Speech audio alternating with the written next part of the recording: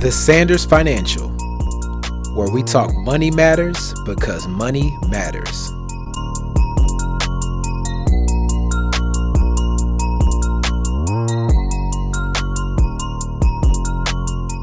This beautiful, warm Florida day. I hope you guys enjoy this video you're about to watch. I'm talking about credit.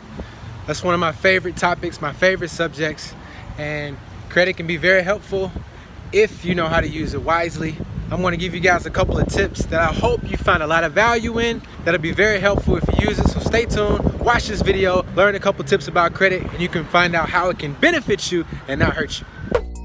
All right, before we dive right in, I need you to do me a huge favor by hitting that subscribe button and notification bell.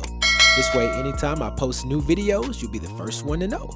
Also, smash the like button, and if you really want to support, share it to as many people as you can throughout all your social media platforms, and add a couple of comments. This will help the YouTube algorithm continue to push this content out. Thank you so much in advance.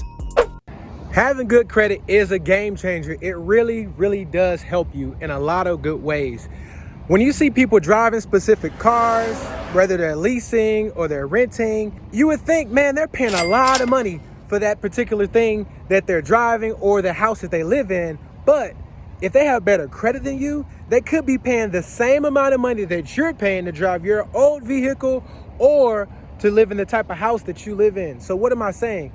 When you have good credit, things are cheaper for you.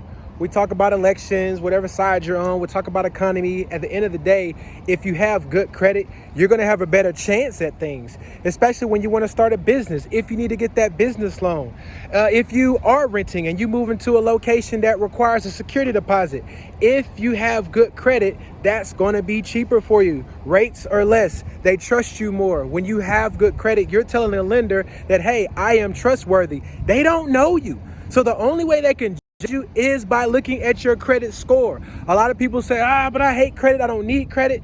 The best time to get credit is when you don't need credit. Repeat, the best time to get good credit is when you don't need credit.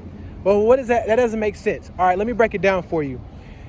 If you're in a situation where you need to get a loan for a business, and I'm talking real stories from clients that I have helped. I've helped people that had 500 credit scores. Now they're in the upper 700s, right? I know how to do that. That's through my consulting. We can talk about that on another video. But if someone is in a situation where they need to get a business loan or a business line so they can make payroll for their staff because the vendor is not giving them money. A construction company. I had a client, had a construction company, had to get payroll, all right?